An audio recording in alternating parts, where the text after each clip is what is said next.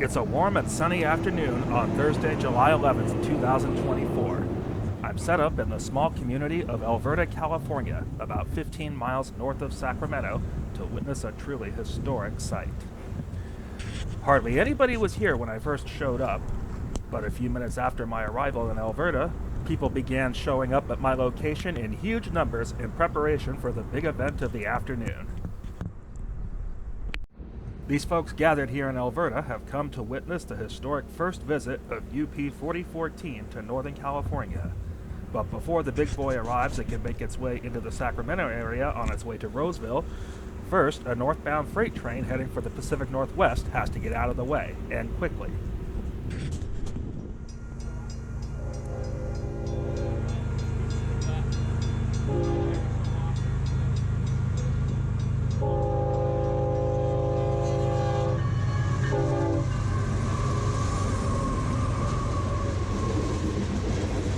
After waiting almost 45 minutes, UP 2569 North races through Elverta as it heads up the Sacramento Valley on point at the MWCEU. This is a mixed manifest freight out of West Colton, California, near the Los Angeles area, heading north to Eugene, Oregon.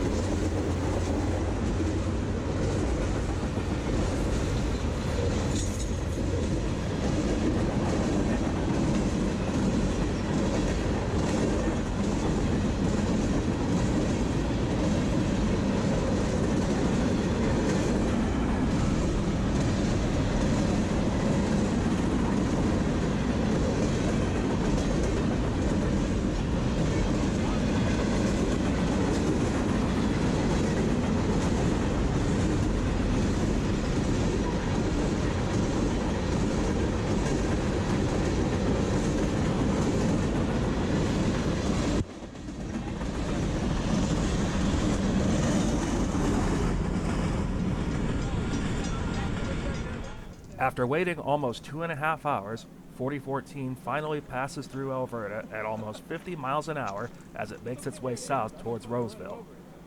Throughout the course of this video, we're going to take a close look at steam in the Sierra Nevada mountains as we follow the train on its historic run from Roseville, California to Sparks, Nevada. Come along and witness this historic run firsthand as Railfan Productions proudly presents Steam in the Sierras, UP 4014 on Donner Pass.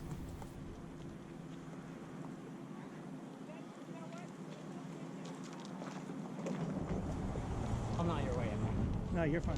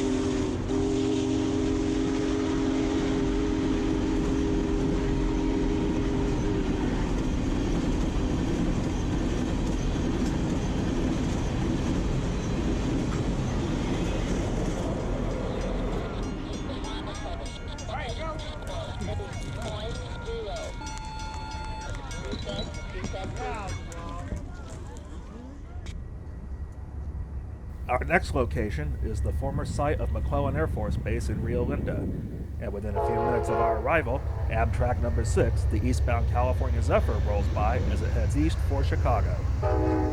Normally, the Zephyr passes through Rio Linda around 11 a.m. if it's running on time, which would put the train over the Sierra Nevada mountains in the early afternoon. But on this particular day, for unknown reasons, the train is running several hours behind schedule. Shortly after the California Zephyr passes by, 4014 finally gets the all clear to continue east and roll out the final miles into Roseville to conclude the first half of the 2024 Westward Bound Tour. Upon arrival at Union Pacific's J.R. Davis Yard in Roseville, the locomotive and train will be tied up for the weekend for Tuesday, scheduled days of public display on Friday and Saturday as part of a big special event for the 4014's visit being put together by the city of Roseville. On Sunday morning, the train will head out of Roseville and head east over the Sierra Nevada mountains, at which time the locomotive will make its very first ever crossing over Donner Pass.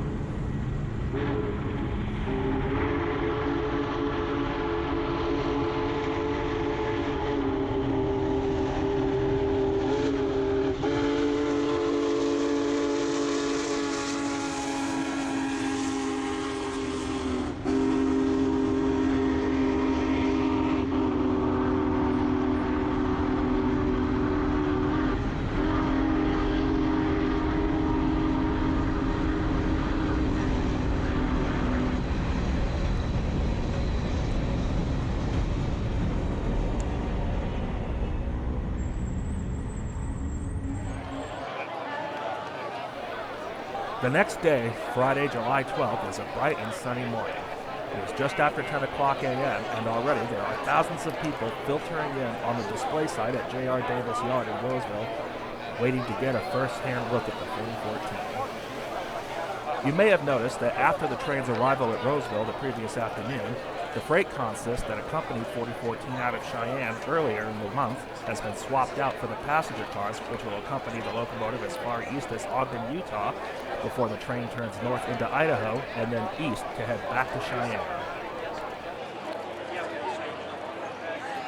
On this leg of the trip, the job of serving as the diesel helper for the 4014 has been given to UP 1983, the Western Pacific Heritage Unit. This EMD SD70 Ace was built in 2005 and is one of 6 locomotives that are painted in special retro paint schemes to honor several fallen flags that became part of the Union Pacific during the supermergers that occurred between 1982 and 1996.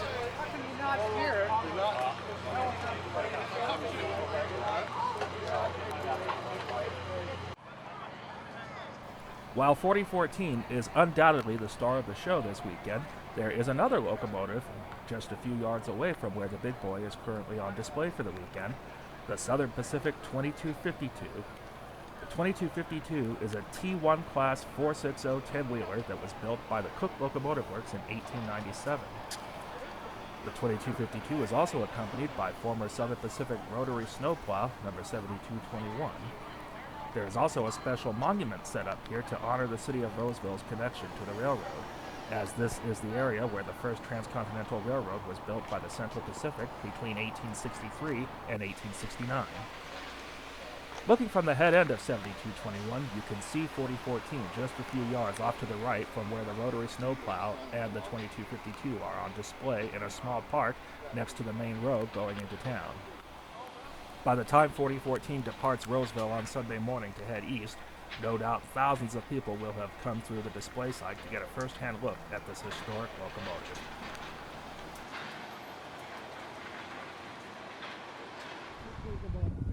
Two days later, I'm set up at the Amtrak station in Rocklin, California, just a few miles east of Roseville.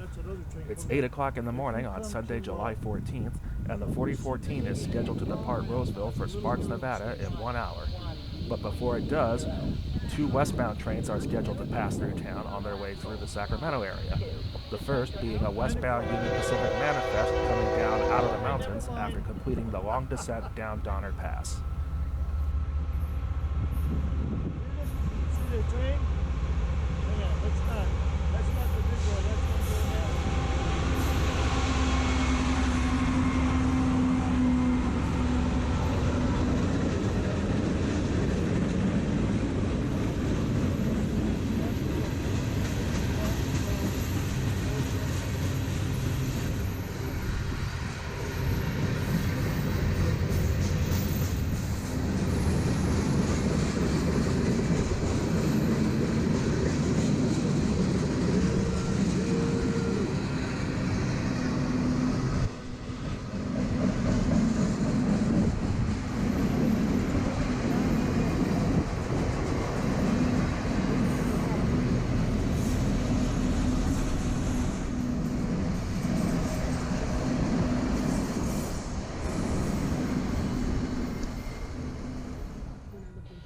Shortly after the manifest passes by, westbound Amtrak train 729 arrives and will make its regularly scheduled stop at Rockwood Depot before continuing on to its final destination of San Jose.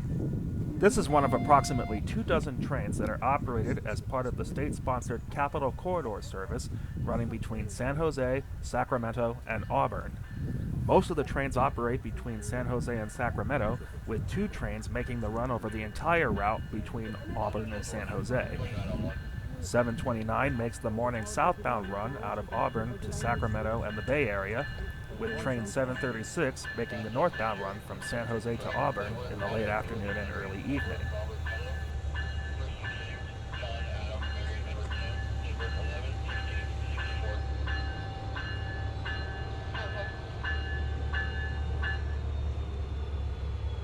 As number 729 comes to a stop at the Rockwood station, you may have noticed that the train has not entirely cleared the road crossing. This is because the platform here at the Rockwood station has been ripped out as part of a process to extend the length of the platform to accommodate longer trains. Platform 2, which is located on the opposite side of the main line, is also getting the same treatment.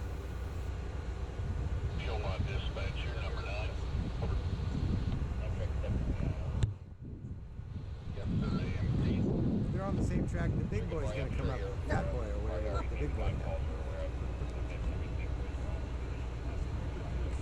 Just a minor thing. It's bi-directional both tracks. Well, that's the other right and left lanes. But it's not strict. I mean, they got signal both directions.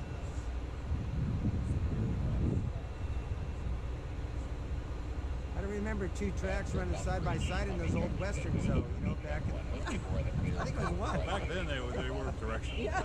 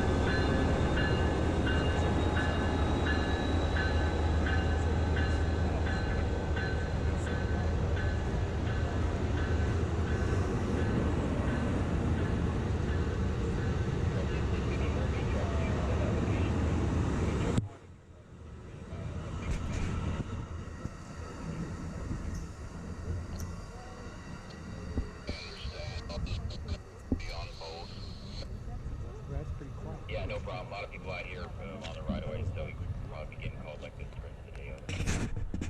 Yeah. Yep, I appreciate it. I'll see what City 7's up to. Okay, thank you. Appreciate it. Have a good rest of your day. Thank you.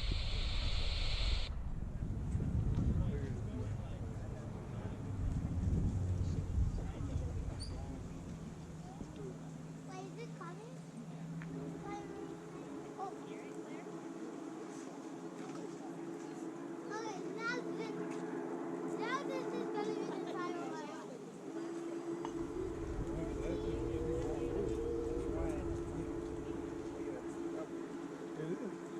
Bro. Oh, no. Okay, but it's coming.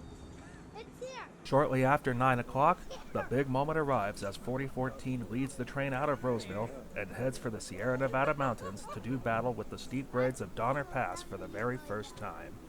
Over the last hour, more and more fans and spectators have gathered at the Rockland station to stake out their piece of real estate to have a prime viewing position to witness the passage of this legend of steam.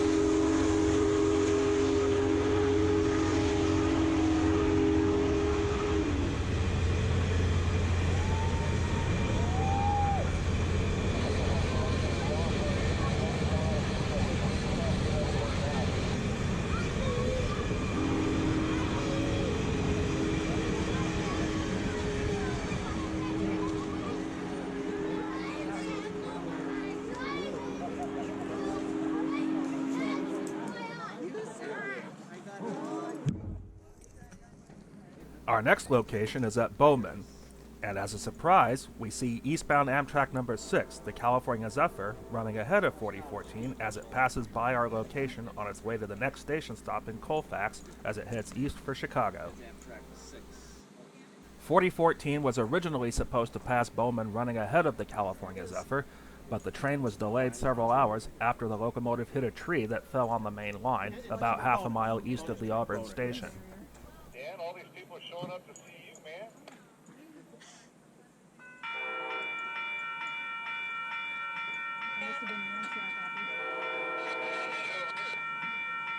We're going to be crossing over to 2 for Colfax. I know it's nobody on, nobody off, but check your police and I'll find people it's going to be at Colfax. Over here, obviously.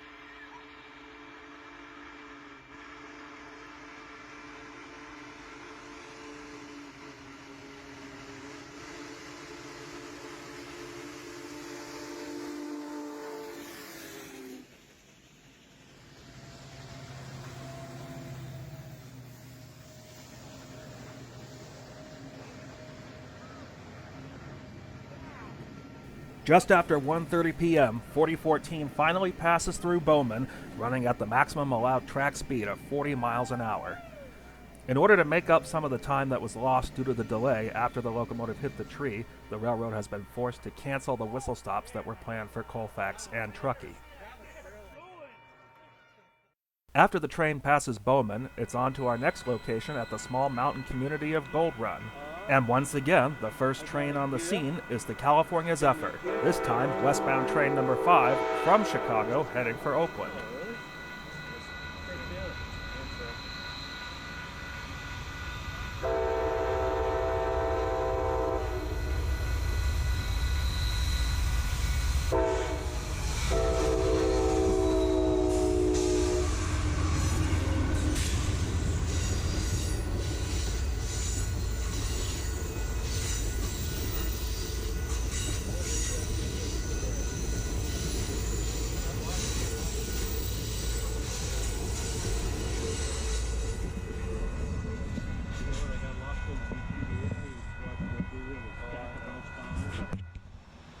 4014 finally arrives at Gold Run just a few minutes after number 5 passes through town. The locomotive may be traveling at just a leisurely 20 miles an hour, but 4014 is putting on quite the show as it continues to climb up the mountain.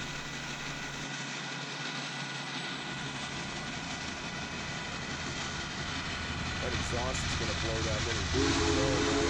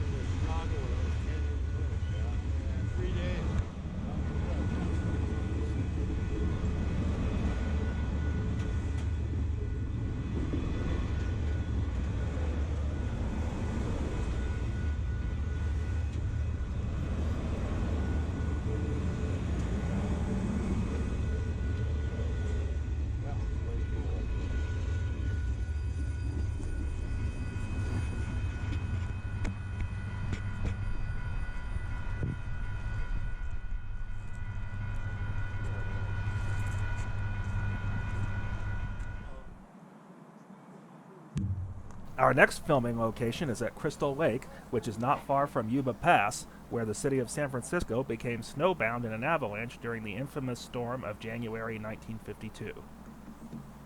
As the train approaches our position, it triggers a dragging defect detector, which requires the crew to bring the train to a stop and inspect the locomotives and cars for any dragging equipment. The train quickly started up again, however, after it was discovered that the defect detector in question is no longer in service.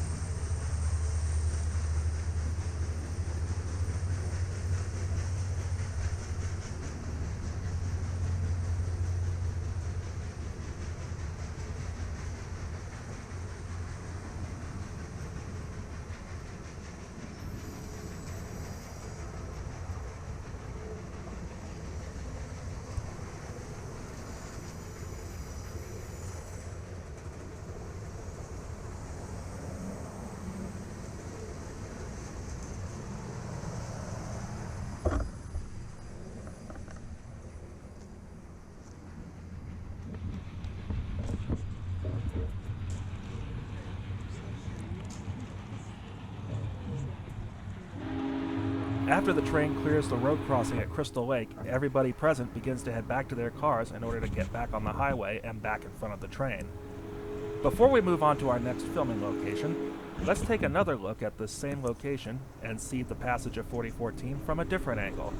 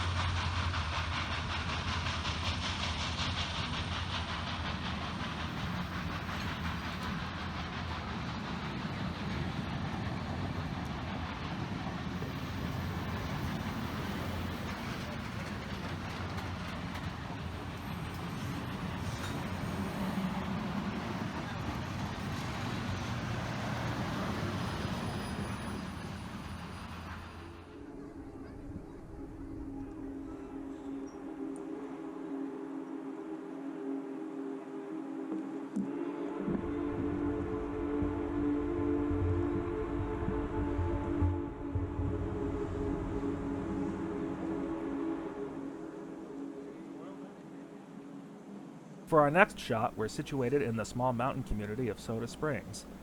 Once the train passes through here, it only has 3 more miles to go until it will reach the summit tunnel at Norton, and from there it's a short 11-mile descent down the east slope of Donner Pass into Truckee.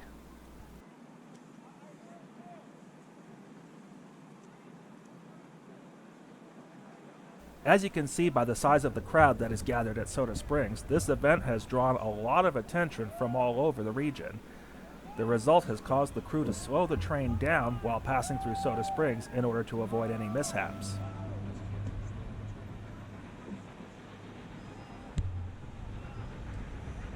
As 4014 approaches the Soda Springs road crossing, engineer Ed Dickens makes sure to give plenty of warning whistle in order to keep the crowds from getting too close to the tracks.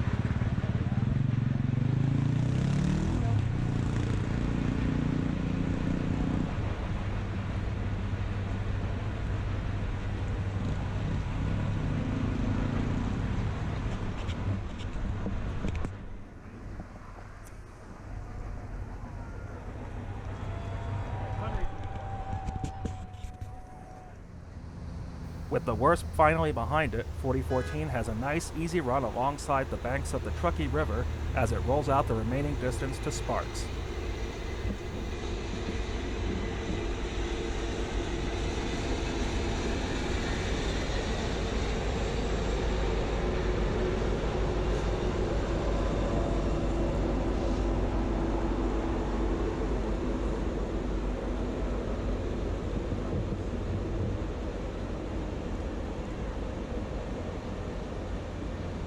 As the train continues to roll along, we'll jump ahead to Sparks in order to catch one last shot of the 4014 as it rolls into town for the night.